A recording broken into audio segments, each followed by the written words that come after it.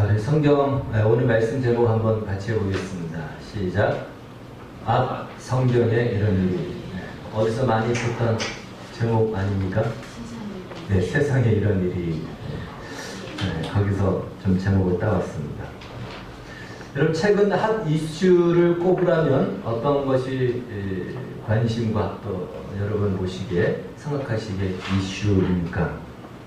단연 지금 경제 문제가 우리 국가적으로 큰 이슈가 됩니다. 지금 인도네시아에서 열리는 그 아시안 게임도 또 우리가 재미있게 보는 이슈이기도 합니다. 그 중에 서울대공원 토막살인 사건도 이슈입니다. 과거에는 이런 사건이 나면은 아주 최고의 이슈였는데 너무나도 많이 일어나기도 하고 또 자주 일어나다 보니까 지금은 그 정도까지는 아닙니다. 그러나 그래도 이슈죠. 토막 살인사건. 그 말로만 들어도 그냥 어떻습니까? 느낌이. 끔찍스럽고 공포스러운 그런 느낌이지 않습니까? 아마 이제 지난 주 중에 범인이 잡힌 걸로 알고 있는데요. 이 노래방 주인이, 노래방에 온 손님이 도우미를 자꾸만 바꿔달라고 그러니까 화가 나서 그 손님을 죽여서 그 시체를 유기하고 숨기기 위해서 토막을 해서 서울대 대공원 아마 거기 그 산에, 야산에 그쪽으로 이렇게 유기를 한 겁니다. 그런데 이제 어떤 사람이 냄새가 심하게 나서 신고하고 그러다 보니까 이것이 잡히게 돼서 지금 용의자로 잡힌 걸로 알고 있습니다. 이 말만 들어도 참 제가 이것을 준비하면서 우리나라에 언제부터 이런 일이 있었나 했지만 그전에도 있었겠지만 뉴스 보도에 나온 것이 1965년도가 최초로 토막살인사건으로 이렇게 보도가 되고 그 뒤부터 이제 70년대 중반에 아내를 그렇게 하는 사건 그리고 이제 최근에는 오원천 사건 등 이러한 일들이 자주 일어나는 것을 보게 됩니다. 자, 그런데 이 말 자체가 참 끔찍스럽고 공포스러운 말인데 이것이 성경에 기록되어 있다는 사실입니다. 성경에 토막살인사건, 토막사건 이러한 내용이 성경에도 기록되어 있습니다. 우리가 보통 성경하면 의뢰의 하나님의 말씀 혹은 좋은 말씀 이렇게만 다 생각을 하는데요. 성경 안에 이러한 지금 이 끔찍스러운 토막 이 살인사건 같은 이야기들이 상당히 기록이 되어 있다는 것입니다. 굉장히 엽기적인 이야기죠. 그래서 오늘 설교 제목을 성경에 이런 일이 라는 것으로 정했습니다. 사사기 기자는요, 오늘 사사기로 우리가 읽어봤듯이 이 기자는 이 내용, 우리가 읽은 내용, 이제 그 뒤에 나오는 사건인데요. 이 내용, 이것을 아주 담담하게 기술합니다. 여기 어떤 흥분하고 자기 어떤 그 감정을 드러내지 않고 그냥 정말 스케치를 하듯이 그냥 그려냅니다. 어떻게 그렇게 하는 것일까? 그것은요, 우리에게 섣부른 판단을 내리지 말라는 것입니다. 아니, 성경에 어떻게 이런 일이 있을 수 있단 말인가? 이것이 어떻게 성경에 기록되어 있단 말인가? 이럴 수가 있냐? 하고 이 핏대부터 세우면서 우리가 성경을 보게 되고 또 막 몰입을 하게 되는데 그러지 말라는 것이 섣부른 판단을 내리지 말라. 그것이 이 사사기 안에 있는 이스라엘 백성들에게 주시는 하나님의 말씀이기도 하면서 오늘 우리에게도 주시는 말씀인 것입니다. 자, 그래서 이제 오늘 말씀을 이해하기 위해서 우리가 사사기 19장 말씀 19장부터 이것은 21장까지 가는데요. 오늘 이 사건은 오늘과 다음번에 이어서 두 번을 거쳐서 말씀을 살펴보도록 하겠습니다. 19장 1절은 이렇게 시작합니다. 이스라엘의 왕이 없을 때. 우리 19장 1절에 다시 한번 읽도록 하겠습니다. 19장 1절. 자, 19장 1절은 아니겠죠. 1절 읽겠습니다. 시작. 이스라엘의 왕이 없을 그때에 에브라임 산지 구석에 거류하는 어떤 레위 사람이 유다 베들레헴에서 첩을 맞이하였더니. 그럼 시작 자체가, 이 19장 시작 자체가 앞으로 전개될 내용이 어떠할지를 이미 말해주고 있습니다.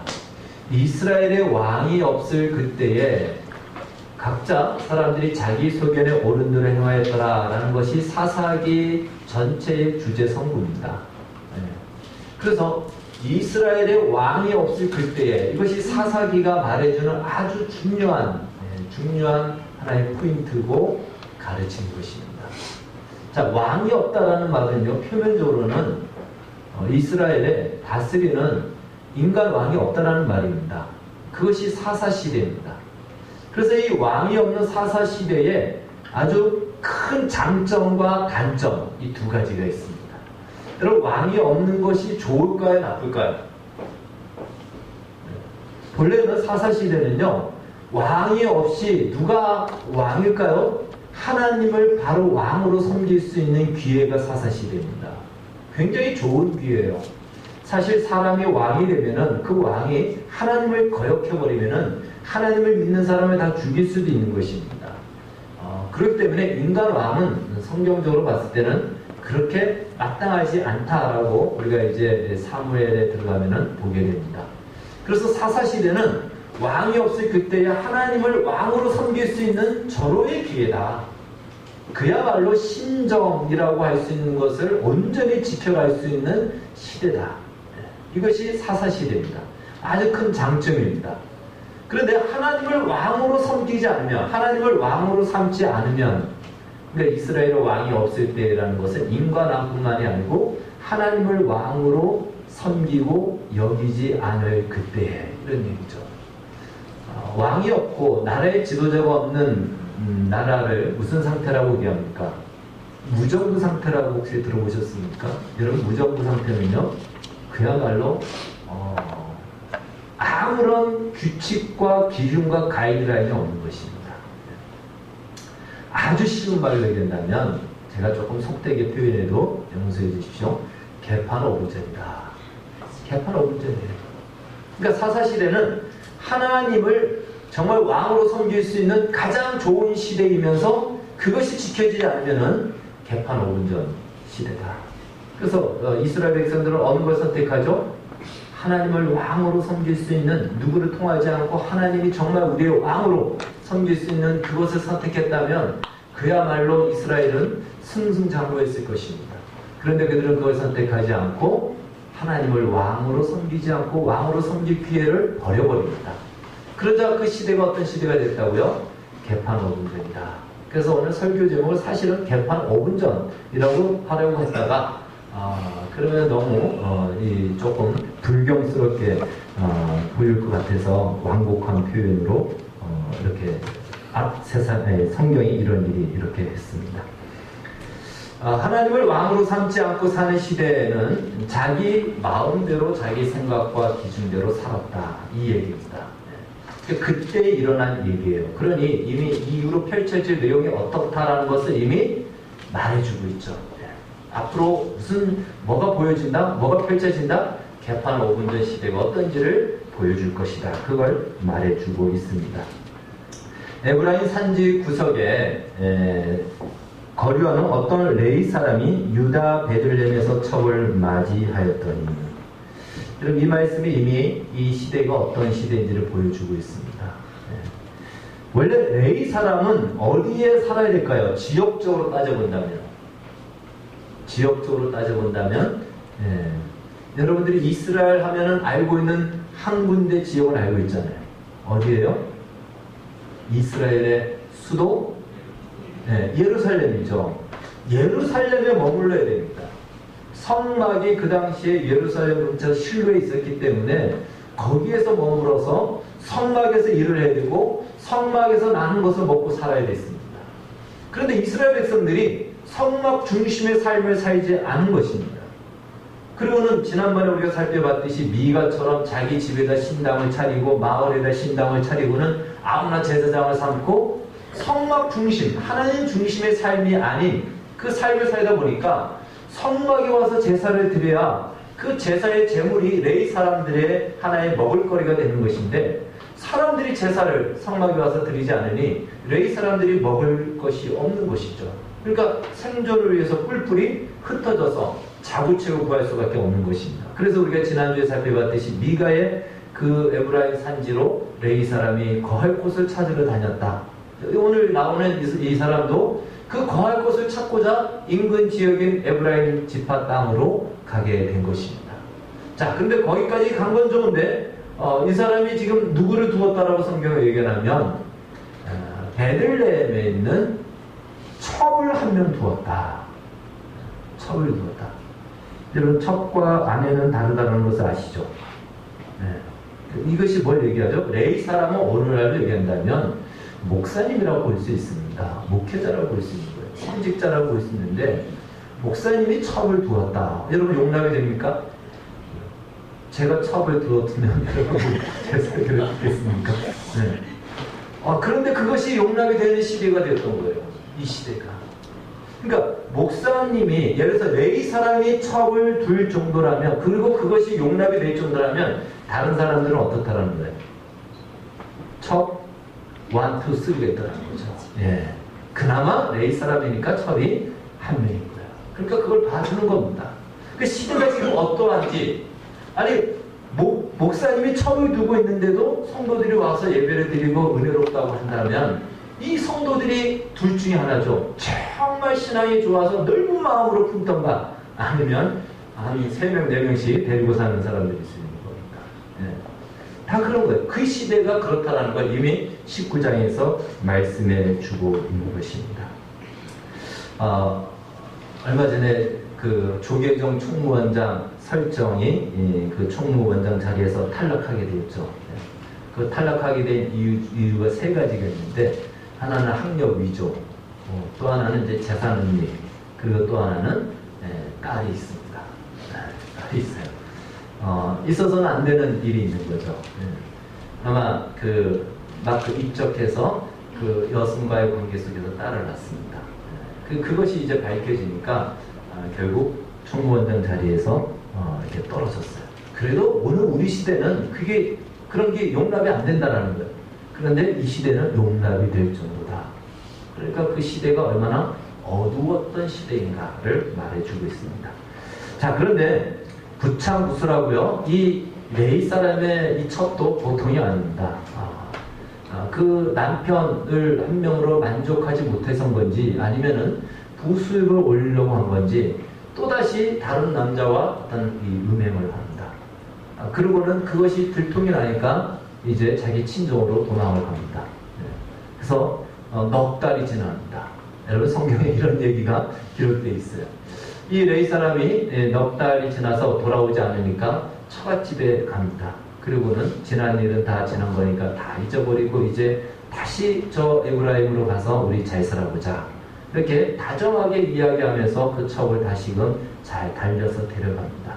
근데 데려가려고 하니까 그 장인이, 딸 아버지죠, 이 첩의 아버지가 자기 딸이 행복하게 사는 것이 아버지의 다 심정인데, 이미 자기 딸이 이게 벌써 약점이 잡혔으니까 사이를 잘 달래줘야죠. 그러니까 오늘 가겠다니까 여보게 오늘 가지 말고 쉬었다가 가게 하고는, 오늘은 닭을 잡아주고 내일은 또 가겠다니까 가지 말게 하고는 또 뱀탕을 끓여주고 뭐 별의별 걸 다 해줘서 며칠을 그냥 계속 거기서 잘 먹입니다.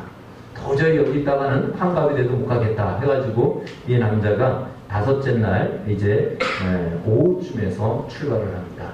그러니까 그 베들레헴은 예루살렘하고 멀지가 않습니다. 가까운 거리입니다. 그러니까 오후쯤 출발했기 때문에 이제 많이 갈 수가 없는 것이에요. 그래서 예루살렘 마을 근처인 여부스라는 지역에 왔는데 날이 어두워졌습니다. 그래서 이제 머물 곳을 찾고 있는데 이 종에게 얘기하죠. 종이 얘기합니다. 주인이 어두워져서 이제 여부스 마을에 가서 좀 쉬고 가야 됩니다. 근데 여부스는 아직까지 이 가나안 족속들이 살고 있었기 때문에 이 레위 사람이 말하기를, 여부스 땅은 이방인들이 사니까 우리 동족이 사는 기브아 땅, 여기서 멀지 않으니까 그리로 가자. 그래서 베냐민 지파의 기브아 땅으로 마을로 들어가게 됩니다. 그래도 동족을 찾아온 거예요. 자기 동족을. 그런데 아무도 이들을 맞이하지 않습니다. 그 당시에는 나그네가 마을에 들어오면은 나그네를 맞이해줘야 되는 거예요. 그래서 나그네가 만약에 노숙을 했다 그러면 그 마을에 수치인 겁니다. 그런데 이 기브아 마을은 어떻게 된 판인지 아무도 맞이하지 않습니다. 이렇게 있다가는 노숙을 해야 될 판인데, 마침 어떤 한 노인이 늦게까지 밭에서 일을 하다가 돌아오면서 웬 낯선 사람이 있는 걸 보고는 그를 자기 집으로 이렇게 맞이합니다. 그러고는 극진히 대접을 합니다. 근데 이 노인은 그 베냐민 기브아 마을에서 살지만 본래 이 사람은 에브라임 사람입니다. 그러니까 말이 더 잘 통했겠죠. 레위 사람은 에브라임에서 사니까. 그래서 저녁을 먹고 아주 극진하게 대접을 잘하고 그 나귀도 잘 먹이고 그랬는데 밖에서 웅성웅성 소리가 들립니다. 그 기브아 지역에 있는 그 마을에 있는 불량배, 오늘 성경은 불량배라고 나오고요. 옛날 성경에 보면은 이제 그 비류라고 얘기합니다. 그러니까 이제 불량배라 이렇게 보면 되고 아주 쉬운 말로 얘기하면 이제 양아치 이렇게 우리가 이해를 하면 됩니다. 그 남자들이 몰려와가지고는 문을 쿵쿵쿵 두드리면서 노인장 하면서 소리를 지릅니다. 문을 열어보니 아까 어둑어둑해질 때에 당신 집에 들어온 낯선 남자가 있는데 그 남자를 내놔라. 우리가 그와 관계하리라. 여러분 이 이야기를 어디서 들어보지 않았습니까? 이런 비슷한 얘기 어디서 들었을까요? 겸손하셔서 아셔도 목사님이 얘기하라고 말도 안 하시네요. 창세기의 소돔과 고모라 얘기하시죠.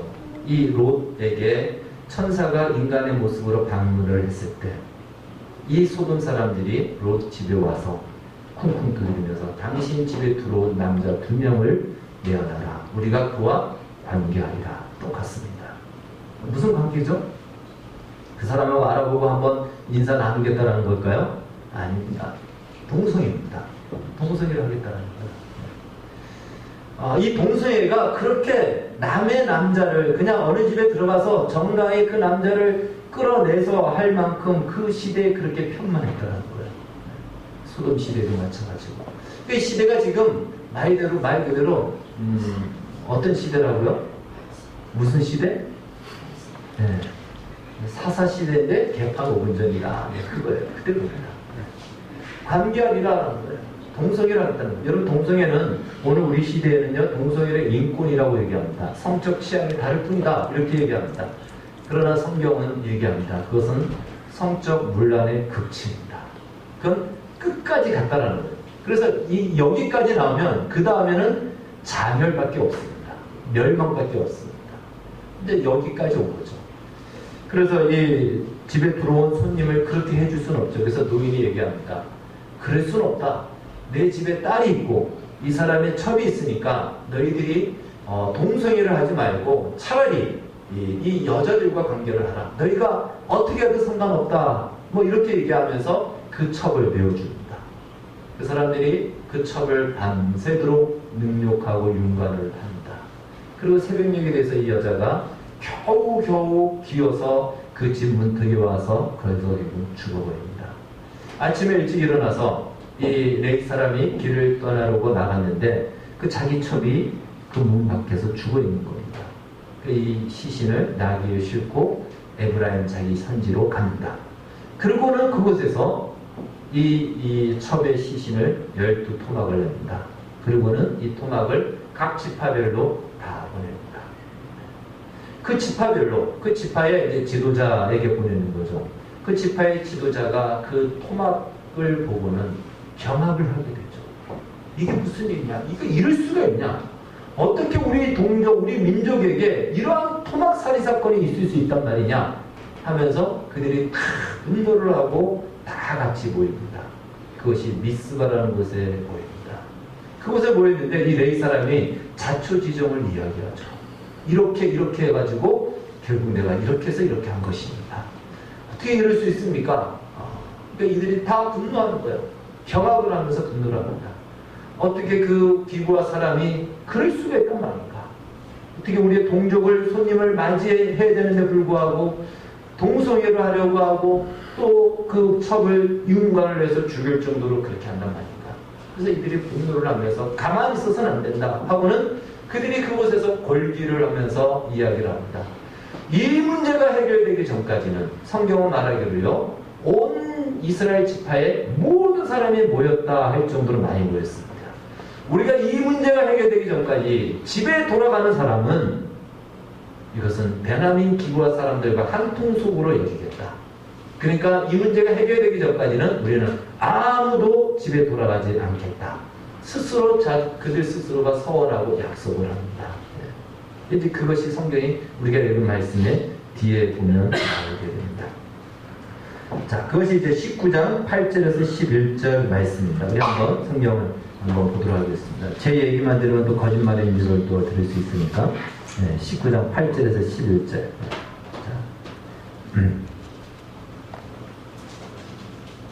자, 19장 8절, 11절이 아니고요. 네. 자, 20장 8절입니다. 20장 8절. 20장 8절에서 11절. 시작. 모든 백성이 일제히 일어나 이르되 우리가 한 사람도 자기 장막으로 돌아가지 말며 한 사람도 자기 집으로 돌아가지 말고 우리가 이제 기브와 사람에게 이렇게 행하리니 곧 제비를 뽑아서 그들을 치되 우리가 이스라엘 모든 지파 중에서 100명에 10명, 1000명에 100명, 10,000명에 1000명을 뽑아 그 백성을 위하여 양식을 준비하고 그들에게 베냐민의 기브에 가서 그 무리가 이스라엘 중에서 망령된 일을 행한 대로 징계하게 하리라.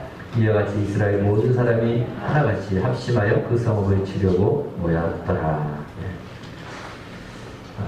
이렇게 맹세를 하고 스스로 소원을 했기 때문에요, 아무도 돌아갈 수가 없습니다. 이 문제가 해결되지 않고서 우리는 가지 않겠다. 그리고 이들은 정당하게 이것을 분노하죠. 우리 하나님을 믿는 사람들 안에 이런 일이 있을 수 있단 말인가? 이건 해도 너무한다. 사람을 죽이면 죽였지 12토막을 낼 정도의 이러한 분노와 억울함을 당하게 만든다는 것은 있을 수 없다.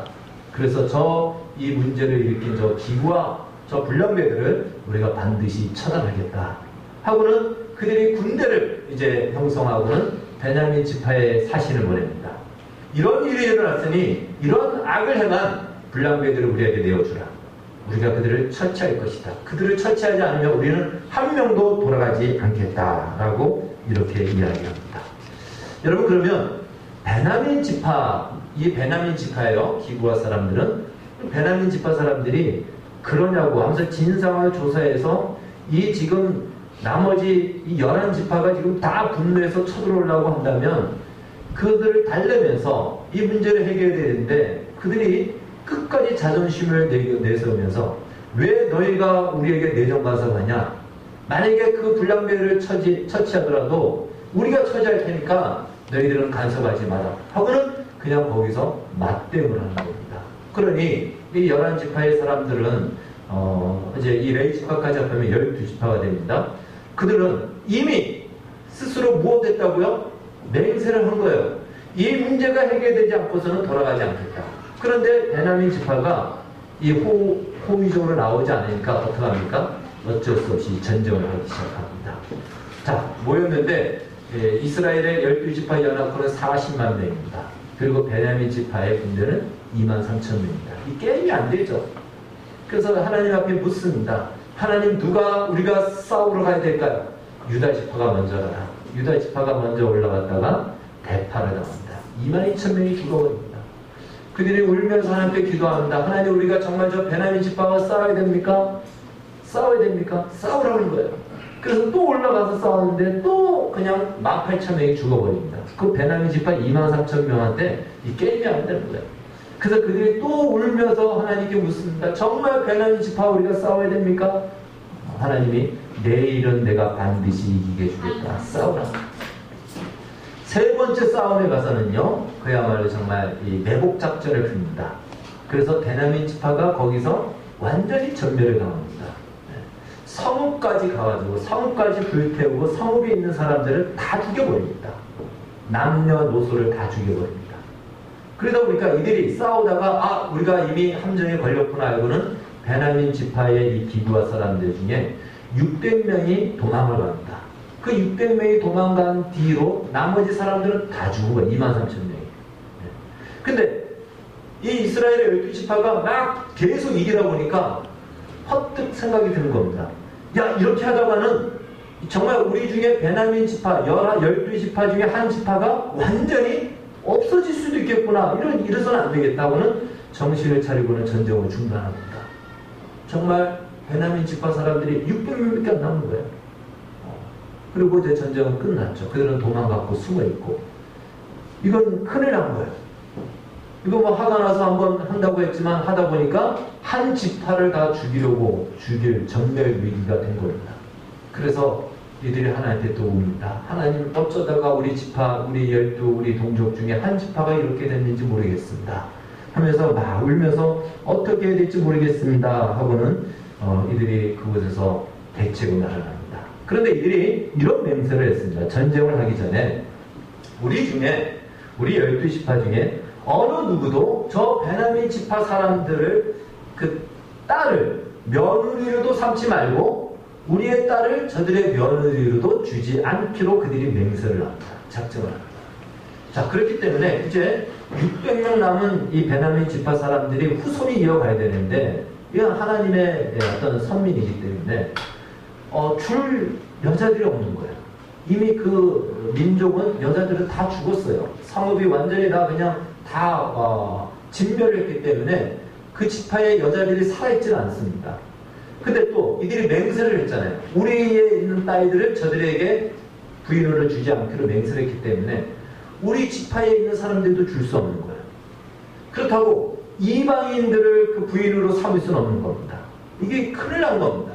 한 지파가 그냥 없어질 판입니다. 그래서 이제 살펴봅니다. 혹시 우리가 이 미스바에 모였는데 여기에 오지 않은, 이 일에 참여하지 않은 지파의 사람들이 있냐? 알고 보니까 길르앗 야베스라는 그 종족들이 오지 않은 겁니다. 괘씸하게 오지 않은 거죠. 근데 오지 않은 것이 다행이죠. 그들은 맹세하지 않았으니까. 그래서 결국 그 길르앗 야베스 마을에 가가지고 또 그곳에서 그냥 학살을 행하고 처녀 400명을 빼앗아 가지고 그 기부하 사람 600명 중에 400명을 짝을 맺어줍니다. 대를 이어가야 되니까 너희들 이제는 우리가 뭐 잘잘못은 떠나서 이제는 대를 이어가라. 그건 400명의 신부를 약탈을 해가지고 갖다 줍니다. 몇 명이 모자르죠? 몇 명이 모자릅니까? 아유, 이건 쉬운데 600명에서 지금 400명이 됐거든요. 몇 명이 모자르죠? 200명의 짝을 만들어줘야 되는데 이것도 200명은 어디서 짝을 만들어야 될까? 네, 보니까 실로, 그 당시에 이제 성막이 있었던 곳인데 실로에 매년마다 이 축제가 있는데 그 여호와의 절기라고 하는 축제 때에 그 주변에 있는 사람들, 여호와를 믿는 사람들, 이들이 정확하게 성경이 어느 민족이라고 말하진 않지만 여호와를 믿는 사람들이 축제를 합니다. 그러니까 축제 때 여자들이 나와서 축제를 하는데 그 200명한테 말하기를 거기 나오는 여자들 중에서 너희들이 한 명씩 가서 보쌈을 해가지고 너희 부인으로 삼으라. 그래서 축제하는 날 밤에 가가지고 그 여자들 200명을 보쌈을 해가지고 자기 부인으로 삼습니다. 그것이 오늘 성경 이야기예요. 여러분, 이런 일들이 성경에 이렇게 기록되어 있습니다. 그래서 참 무슨 이런 이야기가 성경에 나오는가. 그리고 이 이야기를 들으면서 여러분 어떤 생각이 듭니까? 그러니까 성경이 뭘 말하려고 하는 것일까? 이런 마음이 들지 않습니까?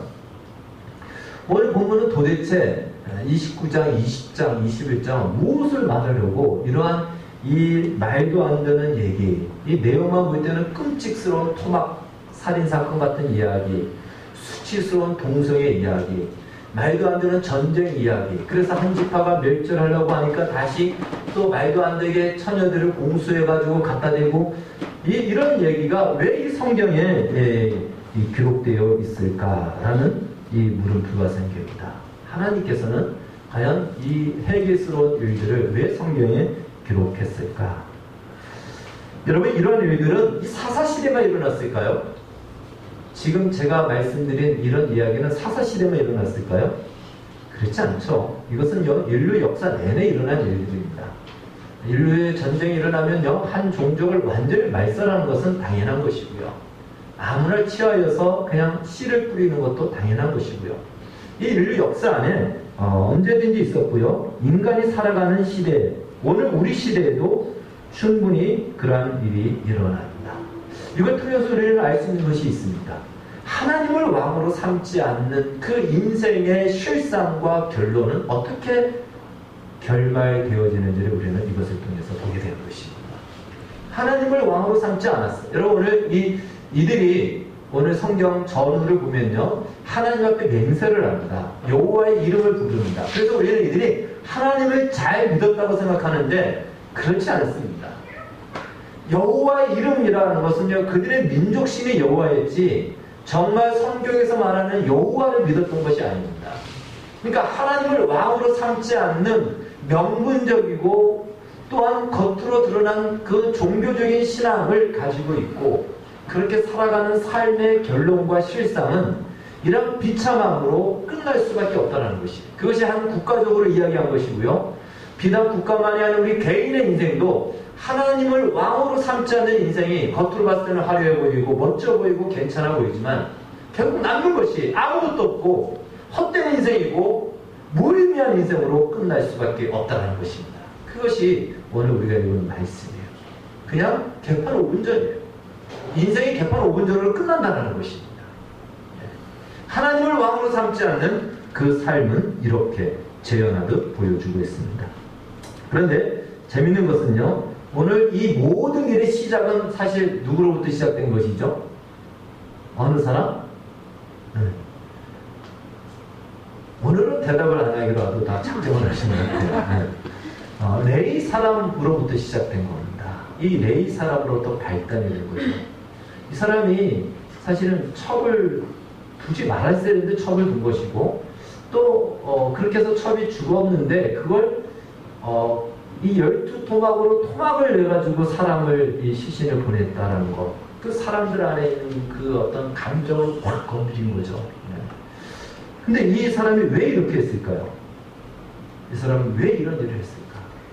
왜 이런 그 엽기적인 행각을 벌였을까요? 이유 없이 심심해서 그렇게 했을까요?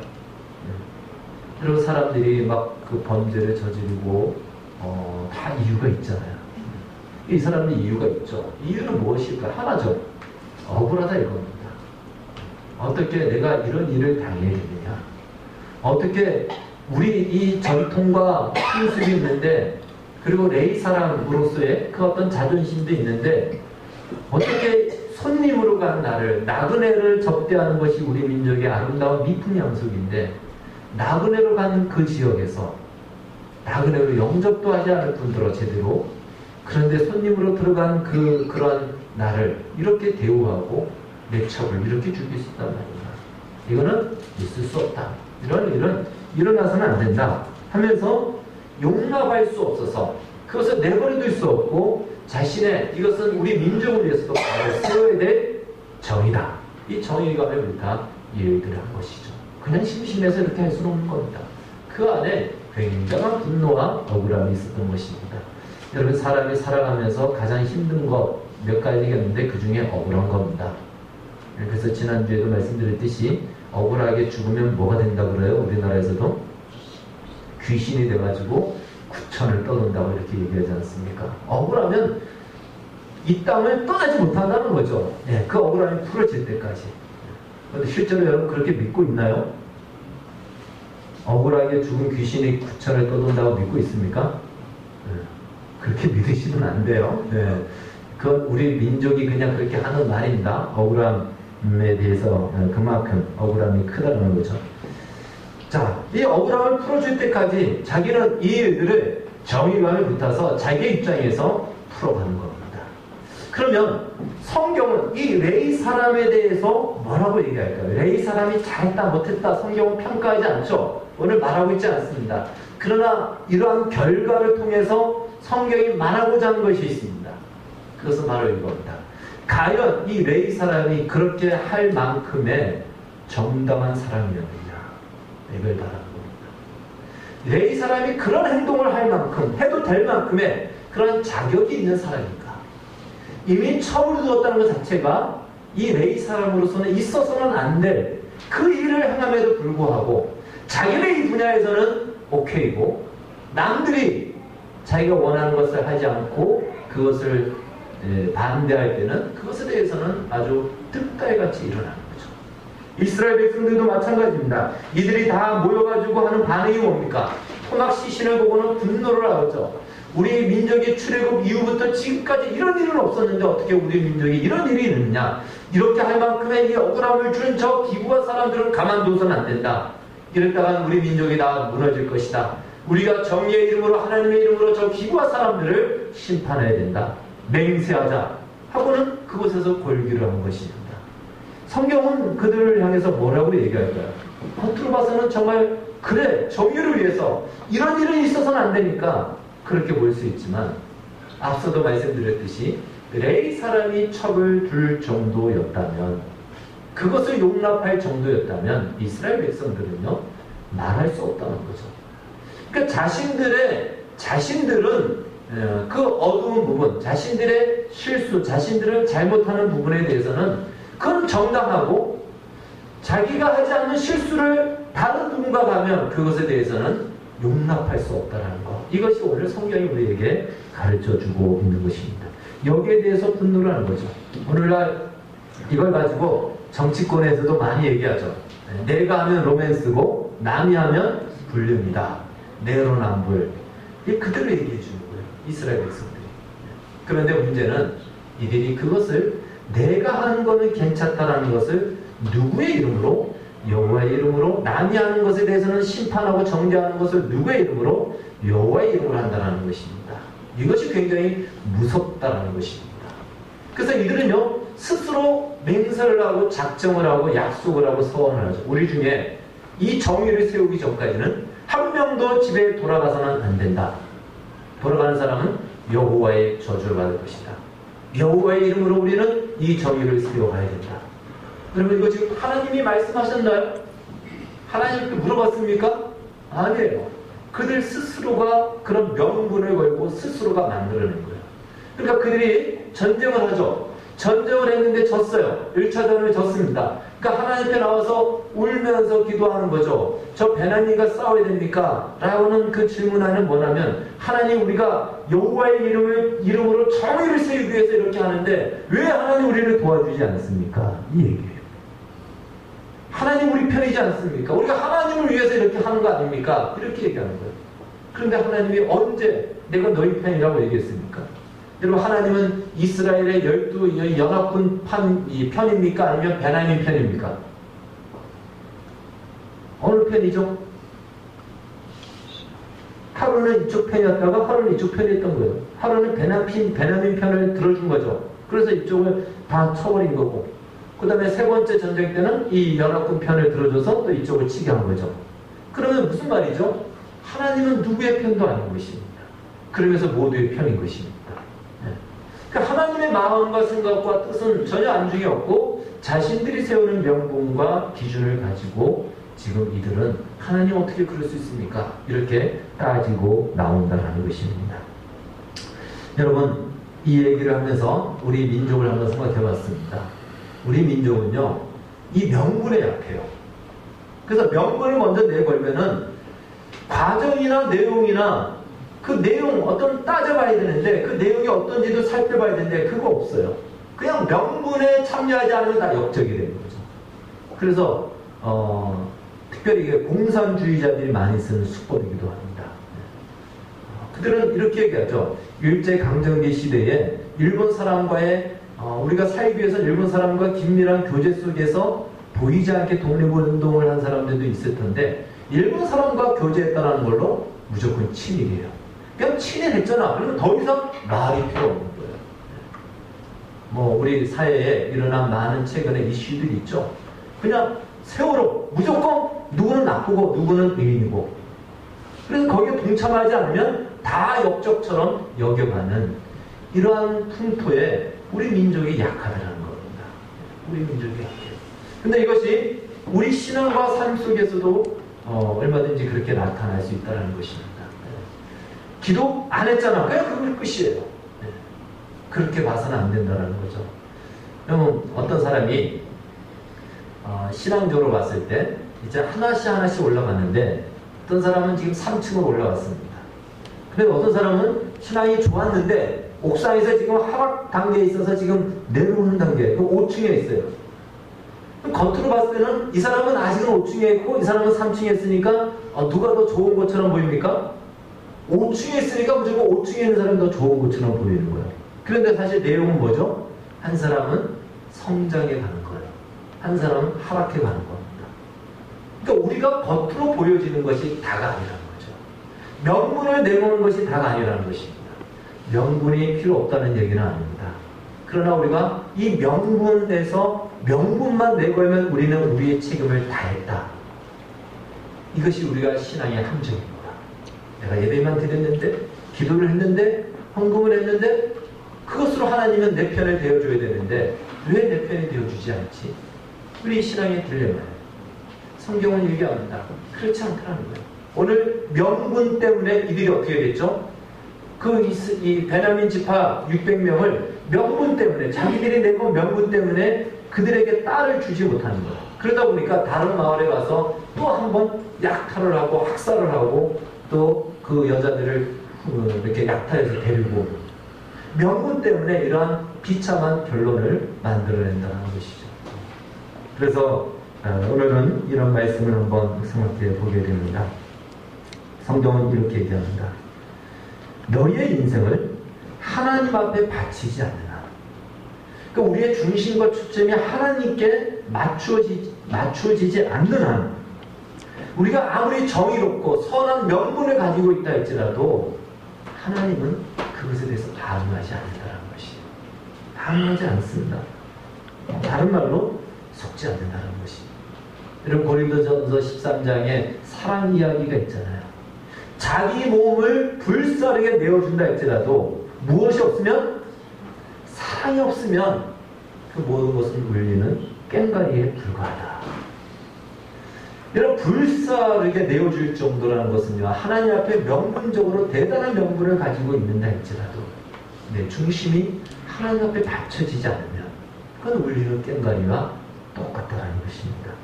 우리가 핏대를 세우면서 하나님 하고 종교적인 명분을 내세운다 할지라도 우리의 중심과 우리의 인생의 초점이 예수 그리스도께 맞춰지지 않는 한 그것은 우리는 항상 겉도는 인생으로 표면적인 어떤 신앙의 맛만 보는 것으로 만족하게 된다는 것입니다. 그래서 오늘은요 이렇게 말씀을 정리합니다. 여러분 이 사건 이야기는 이제 다음 주에도 말씀을 나눠야 되기 때문에 오늘 사건 중심의 이야기로 먼저 좀 많이 나눴습니다. 우리가 명분으로 우리의 신앙을 정리하고 할 일을 다했다가 아니고 우리가 명분에 맞는 삶을 살아야 됩니다. 명분에 맞는 삶을 살아야 돼요. 최근에 우리 정치권에 이번 이 문재인 정권의 이제 그 내각을 세울 때에 많은 사람들이 낙마를 했습니다. 청문회를 하다 보니까 평상시에는 막 의원의 자리에서 10원짜리 하나 가지고 그렇게 쓰면 되겠냐고 막 따지다가 그 사람이 실상을 해보니까 어마어마하게 돈을 막 쓰고 낭비하고 이런 모습이 드러나는 거예요. 완전한 내로남불입니다. 명분을 내세울 때는 핏대를 세웠는데 실상 그런 사람들의 속사정을 보니 그렇지 않다는 거예요. 여러분 하나님 우리의 중심을 보십니다. 명분이 필요 없다는 것은 아니지만 우리의 중심이 하나님을 향하여서 받쳐줘야 되고 들어줘야 되고 맞추어서 살아가야 됩니다. 하나님은 그걸 보신다는 것입니다. 그렇게 살면 무시당할 수도 있고 손해볼 수 있는데요. 여러분 무시당하고 손해보는 거 당하십시오. 그건 하늘나라의 훈장입니다. 하늘나라 훈장 하나도 없이 천국 가서 어떻게 하나님의 얼굴을 배우려고 합니까? 훈장 하나 정도는 받아야 되잖아요. 그런 훈장을 하나씩 가지십시오. 그러니까 그 말씀대로 내가 알고 있는 대로 살아가시고 그리고 쉽게 저 사람은 왜 저래? 이렇게 판단하지 마십시오. 왜? 그 사람은 지금 2층인데 3층으로 올라가는 중이에요. 3층으로 올라가는 중입니다. 완성된 것이 아닙니다. 그러니까 우리의 기준과 명분의 잣대로 판단하고 분별하지 말고 위에서 기도해주고 내 자신이 먼저 시간이 걸려도 나 자신이 한 걸음 한 걸음 하나님 앞에 더 가까이 나아가는 내용으로 살아가야 되겠다. 이러한 삶에 다짐을 하시고 힘써 이 삶을 사시기를 주의 이름으로 축원합니다. 기도하겠습니다. 주님 감사합니다. 오늘 말씀을 통해서 오늘 우리가 속고 있고 우리도 모르는 사이에 이 함정에 빠지는 명분 신앙에 하나님이여 참으로 돌아보게 해주심을 감사합니다. 이스라엘 백성들이 이 명분 내걸었다가 얼마나 비참하고 끔찍스러운 결말을 맞이하게 됐는지 보게 됩니다. 우리가 무엇을 내걸 만한 자격도 없는 존재요 또 그럴 만한 자리에 있지도 않습니다. 하나님의 은혜가 필요한 존재들이온즉 그 은혜에 힘입어서 더욱 주께로 가까이 나아가고 주의 은혜가 우리를 통해서 흘러 충만케 하여 주시옵소서. 예수님의 이름으로 기도하옵나이다. 아멘.